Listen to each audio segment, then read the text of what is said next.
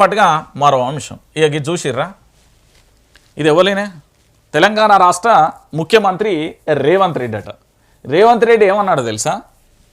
Revanth రెడ్డికే counter ఇద్దాం. BRS ఒక చచ్చిపోయిన శవం, బీఆర్ఎస్ పార్టీ ఒక చచ్చిపోయిన శవం అన్నాడు. ఓకే, మరి కాంగ్రెస్ పార్టీ బతుకున్న శవమా అని తెలంగాణ ప్రజలు అడిగితే ఏం చేస్తాడు? సమాధానం చెప్తాడా? ఇలా తెలంగాణలో కాంగ్రెస్ పార్టీ ఉండి ఏం చేసింది చెప్పు, నిజం చెప్పురు. కాంగ్రెస్ పార్టీ తెలంగాణ రాష్ట్రం కోసం ఏం చేసింది? బీఆర్ఎస్ పార్టీ అనేది ప్రత్యేక తెలంగాణ రాష్ట్రాన్ని తీసుకొచ్చింది. బీఆర్ఎస్ పార్టీ అనేది 10 సంవత్సరాల అధికారంలో ఉండి కాళేశ్వరం లాంటి గొప్ప పథకాన్ని తీసుకొచ్చింది. బీఆర్ఎస్ పార్టీ 10 సంవత్సరాలలో అధికారం ఉండి కళ్యాణ లక్ష్మి కానీ, షాదీ ముబారక్ కానీ, న్యూట్రిషన్ కిట్ కానీ ఇవన్నీ ఇచ్చింది. మరి కాంగ్రెస్ పార్టీ ఏమి ఇచ్చింది? వాటన్నింటినీ ఇవ్వకుండా బొక్కబొర్లా అడ్డం బండి దాచుకుంటున్నది ఎలక పొక్కల. తెలంగాణ ప్రజలతో బీఆర్ఎస్ పార్టీకి సంబంధాలు తెగిపోయినాయి. నీకు చెప్పిర్రు వచ్చి రేవంత్ రెడ్డి మాకు బీఆర్ఎస్ పార్టీతో సంబంధాలు తెగిపోయినాయి, మేము అందరం బద్ధశత్రులుగా మారినాం, నీతో ఉంటాం, నీ పడవలో ప్రయత్నిస్తాం, మీ వెనుక నిలుస్తాం అని చెప్పారు. ఎవరన్నా వచ్చి బీఆర్ఎస్ వాళ్ళు? కాంగ్రెస్ పార్టీతో మీ పార్టీ నాయకులకు బంధాలు తెగిపోతున్నాయి. బక్క జెర్సన్ ఎందుకు బయటకు వచ్చిండు? జీవన్ రెడ్డి ఎందుకు బయటకు వచ్చిండు? దీనికి సమాధానం చెప్పాలి. బంధాలు ఏ పార్టీకి తెగిపోతున్నాయి? ఇప్పుడు బీఆర్ఎస్ పార్టీ నుంచి ఎవరన్నా వచ్చి కాంగ్రెస్ పార్టీలో చేరానా? గా పిరాయింపు ఆ 10 మంది అంటే లెక్కలేరు వాళ్ళు. ఇప్పుడు ఎటు కాకుండా అయిపోయారు అనుకో, ప్రజలు వాళ్ళని నమ్మే పరిస్థితి. దాని సంగతి ఏంది? వాళ్ళ సంగతి ఏంది అంటున్నా. కేసీఆర్ వచ్చిండి, ఆయనకు హోమ్ మినిస్టర్ ఇచ్చిల్లా? పోచారం శ్రీనివాసరెడ్డికి ఇచ్చిల్లు, ఉప ముఖ్యమంత్రి ఇచ్చిరా? ఏం చేసిల్లు మీరు? మీ పార్టీలోకి వెళ్ళి కీలకమైన నేతలందరూ వస్తారు కదా. దేవుడిపై ఒట్టేసి బీజేపీతో పొత్తు లేదని కేసీఆర్ చెప్పగలరా? నువ్వు కూడా దేవుడి మీద ఒట్టేసి బీజేపీకి సంబంధించిన నేతలను ఎందుకు కలుస్తున్నావో చెప్పవచ్చా? చెప్తావా? నువ్వు కూడా దేవుడి మీద ఒట్టేసి 1000 కోట్ల రూపాయలు నెలకు పంపిస్తున్నావు అని కేటీఆర్ వ్యాఖ్యలు చేసిన దాని మీద నిజం చెప్తావా? నువ్వు కూడా ఒట్టేసి ఢిల్లీ నాయకత్వం నడతా, నా రాజ్యం ఏం లేదు, నేను ఉత్తగా నామమాత్రం ముఖ్యమంత్రి అని చెప్పగలుగుతావా? దేవుడి మీద ఒట్టేసి. ఇది తెలంగాణ ప్రజలు అడుగుతున్నారు, దానికి సమాధానం నేను చెప్పమని చెప్తున్నా. సెలబ్రిటీలు డ్రగ్ వాడితే పట్టుకొని జైలుకు పంపించాల్సిందే. ఏం పంపిస్తారు? తెలంగాణ తొలినాళ్లలో నీ గవర్నమెంట్ వచ్చినప్పుడు ఒక డ్రగ్కు సంబంధించి చాలా మంది పేర్లుండే, విచారణ అది ఇది ఏమైపోయిందో అది ఆడపోయిందో కేసు. కాళేశ్వరం ప్రాజెక్ట్ అక్రమాలపై సిబిఐ విచారణ జరిపించాను. నువ్వు సిబిఐ కాదు, ఏసీబీ కాదు, ఇంకా కొత్తది ఏదైనా చట్టం తీసుకొచ్చి చేసినా కూడా అలా జరగదు. 96,000 కోట్ల పైచీలకు మాత్రమే ఆ ప్రాజెక్టు కట్టడానికి అయింది. దాంట్లో నువ్వు ఎంత దొరకబట్టినా అలా అవినీతి ఉండదు. మా అంటే ఈ హెలికాప్టర్లలో చక్కర్లు కొట్టి దాని మీద సర్వేలని రీసర్వేలని అధికారులు పోయిన ఉంటే గా ఖర్చు తప్ప ఇంకేం బయటపడదు. అలా ఏం లేదు. 4th సిటీలో అంతర్జాతీయ స్థాయి హెల్త్ సిటీ ఏర్పాటు చేస్తాం. ఉన్న సిటీలకే దిక్కు దివాన లేదు కానీ ఇక కొత్త సిటీ కథ. గట్టిగా వానదేవుడికి కోపం వచ్చి ఒక 3-4 గంటలు హైదరాబాద్లో గట్టిగా వాన కొట్టింది అనుకో, మొత్తం హైదరాబాద్ అంతా నిండిపోతుంది, ఒక చెరువు లెక్క కనబడుతుంది మీకు. ఈ ఉన్నదానికే నిజాం కాలం నాటి డ్రైనేజ్ వ్యవస్థ అండి హైదరాబాద్ది, నిజాం కాలం నాటి చెరువుల వ్యవస్థ అండి. దీన్నే బాగు చేసే దిక్కు లేదు కానీ ఇంకేదో హెల్త్ సిటీ. అపోలో మరో 100 బ్రాంచ్లు పెట్టాలి, ప్రభుత్వం సహకరిస్తుంది. ప్రభుత్వ దవాఖానాలన్నీ ఎటు పోవాలి? ఉస్మాన్ ఎటు పోవాలి? గాంధీ ఎటు పోవాలి? ఎంజేమా దవాఖాన ఎటు పోవాలి? నియోజకవర్గాలకు అదే అపోలో లాంటి బ్రాండ్తోని ప్రభుత్వం అద్భుతమైన వైద్యాన్ని అందించవచ్చు కదా. మళ్ళీ అపోలో లాంటి 100 బ్రాంచ్లు ఎందుకు మాకు అంటున్నా. ప్రైవేట్ వ్యవస్థ కదా, దాంట్లో ఏమన్నా మరి నీకేమన్నా చెప్పిర్రా ఇచ్చిర్రా ఏంది అనేది తెలంగాణ సమాజం అడగాల్సి వస్తుంది రేపు ఇట్లనే మాట్లాడితే.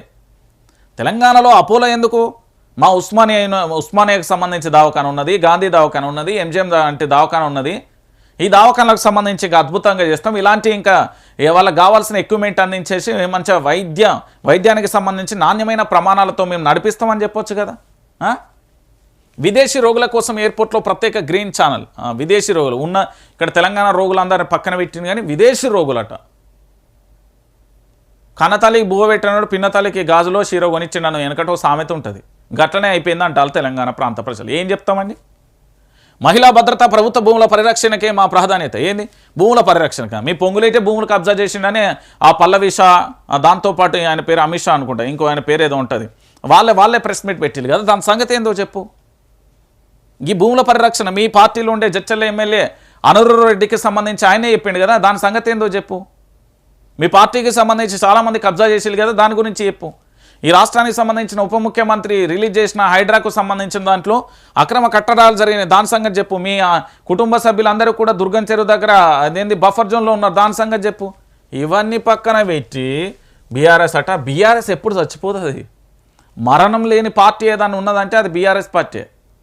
మీరు ఎన్ని రకాలుగా అపవాదులు వేసినా, ఎన్ని రకాలుగా ఏం చేసినా, ఎట్లా చేసినా, ఏం కథ, తల కిందికేసి తపస్సు చేసినా, కాళ్ళు పైకి పెట్టినా కానీ బీఆర్ఎస్ ఈజ్ అల్టిమేట్. అంతే, అది రాక్, ఎప్పుడు దాన్ని ఆపలేరు, మీరు ఏం చేయలేరు. నేను చెప్తున్నా కదా. అంతకు మించి తెలంగాణలో ఇంకొకటి ఏమైనా ఉంటే నాకు చెప్పురు. అంతకు మించి ఇంకేమీ కాని పరిస్థితి అయితే కనబడుతుంది. సో తెలంగాణ రాష్ట్ర వ్యాప్తంగా దీంతో పాటు ఇంకొక ప్రధానమైన అంశం ఏంటంటే, ఈ తెలంగాణలో ఇక చూడు మందుగోళీలండి. దావఖానా పోతారు కదా మీరు, జ్వరం వచ్చో, మోకాలు నొచ్చో, కాళ్ళ నొప్పులు వచ్చో, జ్వరం లేకపోతే హెల్త్ ప్రాబ్లం ఉంటే గోళీలు ఉంటారు కదా, ఆ గోళీలు 150 కోట్ల కుంభకోణం చేసిల్లట. మందు గోళీలు వాటాలకేలి వైద్యశాఖలకు వెలుగులోకి వచ్చిన 150 కోట్ల కుంభకోణం. అవసరానికి మించి భారీగా కూడా మందుల కొనుగోలు, గడువులోగా వినియోగించకపోవడంతో ఎక్స్పైరీ, ప్రభుత్వ ఖజానాకు 150 కోట్ల మేర గండి, ఫేక్ ఇండెంట్లను సృష్టించి కోట్లు కొల్లగొడుతున్న వైనం చక్రం తిప్పిన TGMSIDCలోని కీలక అధికారి. కాలపరిమితి దాటిన మందులను డిస్పోజల్కు ఏర్పాట్లు ధ్వంసం చేసేందుకు కంపెనీకి 5 కోట్ల కాంట్రాక్టు. మళ్ళా ఇండెంట్ ఉంటేనే మందులు కొనవచ్చా అంటూ రూల్స్ నిబంధనలకు పాతరేస్తే ఇష్టారాజ్యంగా కొనుగోలు, ఏసీబీ, విజిలెన్స్, హెల్త్ సెక్రటరీ పలువురు ఫిర్యాదు అంటూ కూడా చూడొచ్చు. కమిషన్లకు ఆశపడి అవసరం ఉన్నా లేకున్నా ఇష్టం ఉన్నట్టు మందులు కొనుగోలు చేసిళ్ళు. దానికి సంబంధించి నిల్వలు లేకపోవడంతో, గోదాములు లేకపోవడంతో అవి కాలం చెల్లిపోయినాయి. వాటిని ధ్వంసం చేయడానికి మళ్ళీ 5 కోట్లు పెట్టిల్లట. ఇది మన వైద్య ఆరోగ్య శాఖ, తెలంగాణ వైద్య ఆరోగ్య శాఖ. మరి అపోలోకి పోయి ఇంకో 100 బ్రాంచీలు రావాలన్నారు కదా, మరి ఇంకో 150 కోట్లు అంటే ఇట్లా అంటే ఒక 150 కోట్లు అంటే 100 బ్రాంచీలు ఇట్లా ఏంది కుంభకోణం జరగాలని ఏమన్నా కోరుకుంటుర్రా? తెలంగాణ రాష్ట్ర ముఖ్యమంత్రి దీనికి సమాధానం చెప్పాలి. ఈ కుంభకోణాల పంచాయతీ ఏందో బయట పెట్టాలి. అరే నిజంగా కూడా రాష్ట్రంలో వైద్య పరిస్థితి చాలా బాధాకరంగా ఉన్నది తెలుసా. అది ఇప్పుడు మళ్ళీ ఇంకొక నెల అయితే జూన్ మాసం ఎంట్రీ కాబోతుంది. సీజనల్ వ్యాధులు వస్తాయి. దాంతోపాటు మండు టెండలు కొడుతున్నాయి, ఓ పక్కన అకాల వర్షాలు కొడుతున్నాయి. వాటన్నింటిని పక్కన పెట్టి ఏదో జరుగుతుంది, ఏదో చేస్తుంది. అరే వాళ్ళ శాఖలో ఇగో రేవంత్ ప్రభుత్వంలో గింత దారుణంగా, గింత ఘోరంగా కుంభకోణాలు జరుగుతున్నాయి. దీని గురించి బయట పెట్టే అంశం లేదు. వైద్య ఆరోగ్య శాఖలో గింత జరుగుతున్నది కదా, 150 కోట్ల విలువైన మందులు పోయినాయట, ఎక్స్పైరీ అయిపోయినాయట. ఇంతకంటే దారుణమైంది. మందులు, ఔషధాలు లేక అల్లాడిపోతున్నారు రోగులు లేని తెలంగాణ రాష్ట్రాన్ని తీర్చిదిద్దాల్సింది పోయి అపోలో 100 బ్రాంచులు, మరి ఉస్మానియా 100 బ్రాంచులు చేయి, MGM 100 బ్రాంచులు చేయి, గాంధీ దవాఖాన 100 బ్రాంచులు చేయి. అవైతొద్దు, ప్రైవేట్ వాళ్ళకే చేయి, ఎప్పుడు ప్రభుత్వానికి నయ్యి. గదే అయిపోతున్నది ఈ కథ ఏందో. ఈ పంచాయతీ 150 కోట్ల కుంభకోణం జరిగిందా, వీళ్ళందరినీ సస్పెండ్ చేయి, వీళ్ళ మీద ఎఫ్ఐఆర్లే నమోదు చేయి, వీళ్ళని జైలుకు పంపిరి. ఇది రాదు. నిజం చెప్తే మాత్రం వాడి వేడి కోపాలత్తాయి. దీని సంగతి ఏందో చెప్పుని, మరి దీని సంగతి ఏందో బయట పెట్టుర్రి, దీని పంచాయతీ ఏందో బయట పెట్టుర్రి, తెలంగాణ రాష్ట్రానికి మొత్తం చెప్పుర్రి. నేను అందుకే చెప్తున్నా, ప్రజల పక్షాన, ప్రజల కోసం నిరంతరం ఉండే పూర్తి స్థాయిలో కూడా.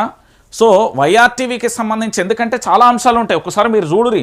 వైఆర్టీవీకి సంబంధించి మీరు చాలా స్పష్టంగా చూడాల్సిన విషయం ఏంటంటే, వాస్తవాల ప్రతిదృశ్యాన్ని మాత్రమే నేను బయట పెట్టే ప్రయత్నం చేస్తాను. వైఆర్టీవీ ఎప్పుడు ప్రజల కోసం పనిచేస్తుంది, ప్రజల పక్షాన నిలుస్తున్నాం కాబట్టి ఈ అవినీతి అరాచకవాదులు అన్నింటినీ కూడా బయట పెట్టే ప్రయత్నం చేస్తున్నాం కాబట్టి ఎప్పటికప్పటికీ మీకు అందుబాటులో వైఆర్టీవీ ఉంటుంది. కాబట్టి ప్రతి ఒక్కరికి నేను చెప్పే మాట ఒకటే, మీరు ఖచ్చితంగా కూడా ఈ ప్రభుత్వానికి సంబంధించిన అవినీతిని ప్రశ్నించాల్సిందే.